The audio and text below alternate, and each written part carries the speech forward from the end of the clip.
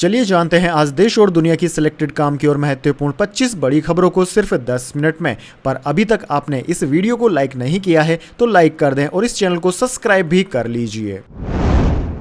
AstraZeneca की corona vaccine से heart attack का खतरा, ब्रिटिश कंपनी ने कोर्ट में माना। भारत में इसी फार्मूले से बनी कोविशील्ड के 175 करोड़ डोज लगे। जी हां दोस्तों, ब्रिटेन की फार्मा कंपनी एस्ट्राजेनेका ने माना है कि उनकी कोविड-19 वैक्सीन से खतरनाक साइड इफेक्ट्स हो सकते हैं। हालांकि ऐसा बहुत रेयर मामलों में ही होगा। एस्ट्राजेनेका का जो फार्मूला था उसी से भारत में सीरम इंस्टीट्यूट ने कोविशील्ड नाम से वैक्सीन बनाई है। दोस्तों, ब्रिटिश मीडिया टेलीग्राफ की रिपोर्ट के मुताबिक एस्ट्राजेनेका पर आरोप है कि उनकी वैक्सीन से कई लोगों की मौत हो गई, वहीं कई अन्य को गंभीर बीमारियों का सामना करना पड़ा। कंपनी के खिलाफ हाईकोर्ट में 51 केस चल रहे हैं। पीड़ितों ने एस्ट्राजेनेका से करीब 1000 करोड़ का हर्जाना मांगा है। वैसे दोस्तों, कमेंट करके बताइए आपने कौन सी कोरोना वैक्सीन लगवाई थी। चलिए दोस्तों, जान लेते हैं इसके बाद अगली बड़ी खबर।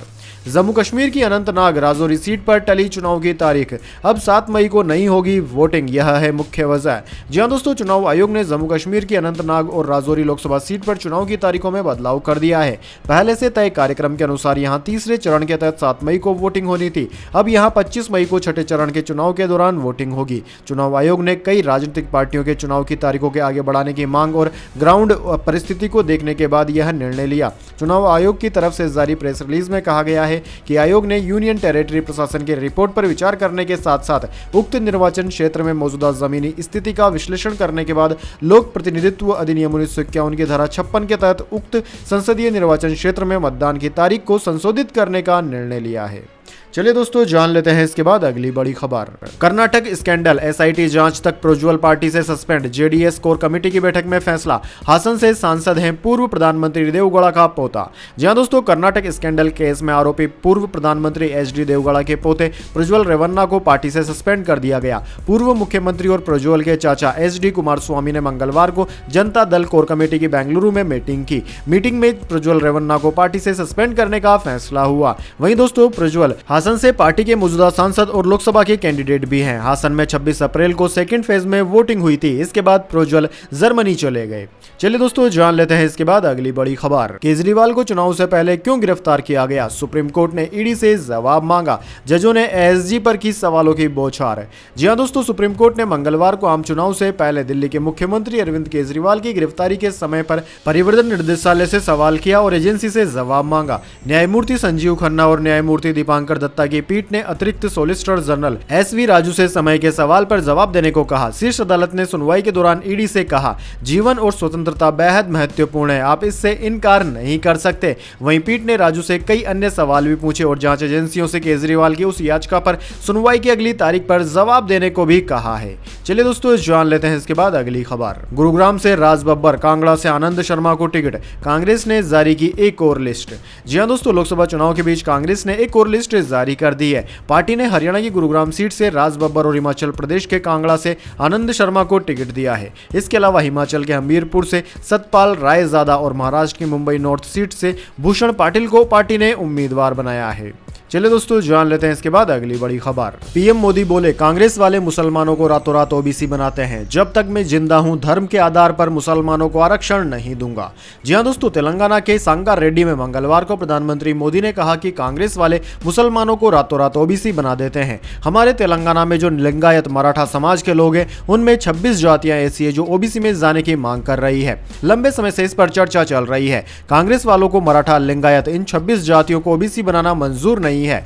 जब तक मैं जिंदा हूं एससी, एसटी और ओबीसी की कीमत पर धर्म के आधार पर मुसलमानों को आरक्षण नहीं देने देंगे। दरअसल दोस्तों, आपकी जानकारी के लिए बता दें, प्रधानमंत्री मोदी मंगलवार को महाराष्ट्र और तेलंगाना के दौरे पर थे, जहां पर उन्होंने जनसभा को संबोधित करते हुए यह बातें कही। चलिए दोस्तों, जान लेते हैं इसके बाद अगली खबर। Amit Shah fake video case, Ahmedabad से 2 लोग हुए गिरफ्तार। तेलंगाना सीएम समेत 8 राज्यों के 16 लोगों को समन, दिल्ली में पेश होंगे। जी हां दोस्तों, Amit Shah fake video case में मंगलवार को गुजरात के अहमदाबाद से 2 लोगों को गिरफ्तार कर लिया गया। एक आरोपी कांग्रेस विधायक जिग्नेश मेवानी का पीए और दूसरा आम आदमी पार्टी कार्यकर्ता है। इस केस में सोमवार 29 अप्रैल को भी असम से एक आरोपी को गिरफ्तार किया गया था। वहीं दोस्तों, दिल्ली पुलिस की unit intelligence, fusion and strategic operation ने इस मामले में 16 लोगों को समन भेजा है। ये सभी 7-8 राज्यों से हैं। तेलंगाना के सीएम रेवंत रेड्डी को 29 अप्रैल को ही समन भेजा जा चुका है। इन सभी लोगों को 1 मई को दिल्ली में आईएफएसओ यूनिट में पेश होना होगा। चलिए दोस्तों जान लेते हैं इसके बाद अगली खबर। मेरी उंगली पकड़कर राजनीति में आए, अब प्रधानमंत्री मोदी के भटकती आत्मा वाले तंज पर शरद पवार का पलटवार। जी हां दोस्तों, प्रधानमंत्री मोदी ने 29 अप्रैल को पुणे में एक चुनावी रैली को संबोधित करने के दौरान शरद पवार पर निशाना साधते हुए उन्हें भटकती आत्मा बताया था। उनकी इस टिप्पणी पर खुद शरद पवार समेत विपक्षी गठबंधन महाविकास अघाड़ी के नेताओं ने तीखी प्रतिक्रिया व्यक्त की है। राष्ट्रवादी कांग्रेस पार्टी एसपी गुट प्रमुख शरद पवार ने कहा कि मोदी आजकल मुझ पर काफी गुस्सा हैं। एक वक्त उन्होंने कहा था कि वह मेरी उंगली पकड़कर राजनीति में आए हैं, अब वह कह रहे हैं कि मैं भटकती आत्मा हूं। हाँ, मैं हूं किसानों के लिए, खुद के स्वार्थ के लिए नहीं। मेरे किसानों का दर्द बताने के लिए भटकता हूं। महंगाई से आम आदमी परेशान है, यह बताने के लिए भटकता हूं। चलिए दोस्तों जान लेते हैं इसके बाद अगली बड़ी खबर। सुप्रीम कोर्ट ने पतंजलि से माफीनामे की ओरिजिनल कॉपी मांगी। रामदेव बालकृष्ण को अगली पेशी से छूट दी। आईएमए अध्यक्ष का मीडिया इंटरव्यू भी मंगवाया। जी हां दोस्तों, पतंजलि विज्ञापन केस में मंगलवार को सुप्रीम कोर्ट में करीब 1.5 घंटे सुनवाई हुई।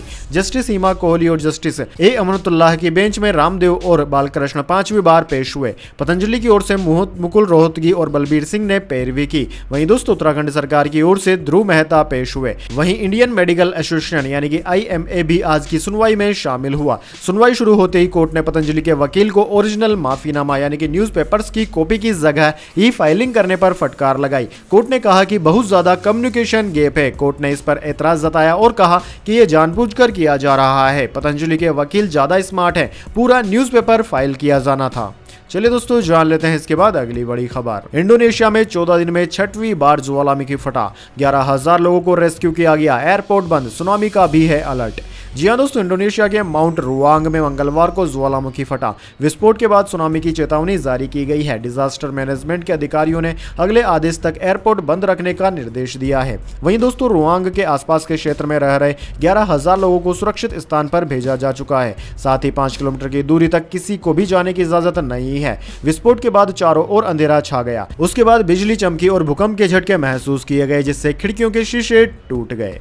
चलिए दोस्तों जान लेते हैं इसके बाद अगली बड़ी खबर। चुनावी माहौल के बीच राहुल गांधी की खास अपील। प्रत्याशियों और नेताओं से कहा, यह चीज जरूर रखें साथ। जी हां दोस्तों, चुनावी माहौल के बीच कांग्रेस के सांसद राहुल गांधी ने पार्टी प्रत्याशियों और नेताओं से खास अपील की है। मंगलवार को उन्होंने कहा कि कांग्रेस के सभी उम्मीदवार और नेता नॉमिनेशन से लेकर स्पीच देने और लोगों से मिलने के दौरान अपने अपने साथ देश का संविधान जरूर रखें। ऐसा कर वे देश के छोटे छोटे हिस्से तक यह घोषणा कर सकते हैं कि जब तक कांग्रेस रहेगी तब तक कोई भी ताकत हिंदुस्तान से उसका संविधान नहीं छीन सकती। दक्षिण भारत के केरल में वायनाड से लोकसभा के मौजूदा सांसद की ओर से इससे जुड़ा सोशल मीडिया पोस्ट भी शेयर किया गया। एक्स पर उनके आधिकारिक हैंडल से लिखा गया है कि गरीबों के लिए वरदान, वंचितों का सम्मान और हर नागरिक का अभिमान है हमारा संविधान। चलिए दोस्तों जान लेते हैं इसके बाद अगली बड़ी खबर। इंदौर में कांग्रेस को दूसरा झटका, सब्स्टिट्यूट कैंडिडेट की याचिका खारिज। हाईकोर्ट ने कहा खुद कैंसिल हो जाती है वेटिंग टिकट। जी हां दोस्तों, कांग्रेस प्रत्याशी अक्षय बम के नामांकन वापसी के बाद से डमी कैंडिडेट मोती पटेल ने हाईकोर्ट का रुख किया था। अपनी याचिका में मोती पटेल ने कहा था कि नियम के अनुसार कांग्रेस प्रत्याशी का नामांकन यदि निरस्त हो जाता है या वे नाम वापस ले लेते हैं तो डमी प्रत्याशी ही अधिकृत प्रत्याशी माना जाता है। बम ने नामांकन वापस लिया है तो उन्हें कांग्रेस के अधिकृत उम्मीदवार के रूप में चुनाव लड़ने का अधिकार है। हालांकि कोर्ट ने उनके इस तर्क को नहीं माना और याचिका खारिज कर दी। चलिए दोस्तों जान लेते हैं इसके बाद अगली बड़ी खबर। मोदी बोले, मोहब्बत की दुकान में फेक वीडियो बिक रहे, जो भाजपा का मुकाबला नहीं कर पा रहे वो यह झूठ फैला रहे। जी हां दोस्तों, प्रधानमंत्री मोदी ने महाराष्ट्र और तेलंगाना के दौरे पर कहा कि अब वे महाराष्ट्र के धाराशिव, माड़ा और लातूर में सभाएं कर चुके हैं। धाराशिव में उन्होंने कहा कि जो विरोधी भाजपा सरकार का मुकाबला नहीं कर पा रहे हैं वे सोशल मीडिया पर फर्जी वीडियो चलाकर तकनीक का गलत इस्तेमाल कर रहे हैं। अब उनकी हालत ऐसी है कि जब उनका झूठ काम नहीं कर रहा तो वे मेरे चेहरे का इस्तेमाल कर रहे हैं और आर्टिफिशियल इंटेलिजेंस की मदद से अपनी मोहब्बत की दुकान में फेक वीडियो बेच रहे हैं। झूठ की यह दुकान बंद होनी चाहिए। चलिए दोस्तों जान लेते हैं इसके बाद अगली खबर। इंडियन ऑयल को चौथी तिमाही में 5,487 करोड़ रुपए का मुनाफा हुआ, पिछले साल के मुकाबले 49% घटा। कंपनी ने पेट्रोल डीजल की कीमतें घटाई थी। जी हां दोस्तों, इंडियन ऑयल का मुनाफा पिछले साल की तुलना में 49% घट गया है। वित्त वर्ष 2023-24 की चौथी तिमाही में कंपनी ने 5,487.92 करोड़ रुपए का कंसोलिडेटेड मुनाफा दर्ज किया। पिछले साल की इसी तिमाही में मुनाफा 10,841.23 करोड़ रुपए था। वहीं दोस्तों पिछली तिमाही यानी कि अक्टूबर दिसंबर के 3 महीनों की तुलना में इंडियन ऑयल का मुनाफा 42.97% घटा है। चलिए दोस्तों जान लेते हैं इसके बाद अगली बड़ी खबर। मनीष सिसोदिया की जमानत याचिका फिर हुई खारिज, चुनावों के बीच आम आदमी पार्टी को लगा बड़ा झटका। जी हां दोस्तों, आम आदमी पार्टी नेता मनीष सिसोदिया को अदालत से एक बार फिर झटका लगा है। दिल्ली कोर्ट ने शराब नीति घोटाले के मामले में उनकी जमानत याचिका खारिज कर दी। यह दूसरी बार है जब उनकी जमानत याचिका खारिज की गई। इससे पहले निचली अदालत हाई कोर्ट और सुप्रीम कोर्ट ने उन्हें जमानत देने से इनकार कर दिया था। वहीं रावेज एवेन्यू कोर्ट के इस फैसले को चुनौती देते हुए मनीष सिसोदिया अब हाई कोर्ट का रुख करेंगे। दोस्तों आपकी जानकारी के लिए बता दें, कुछ दिन पहले ही दिल्ली शराब घोटाला मामले में मनीष सिसोदिया की जमानत याचिका पर रावेज एवेन्यू कोर्ट ने फैसला सुरक्षित रख लिया था। रावेज एवेन्यू कोर्ट में जज कावेरी बावेजा के सामने सुनवाई के दौरान सीबीआई ने कहा था कि सिसोदिया घोटाले के किंग पिंग है, इनको छोड़ा नहीं जा सकता।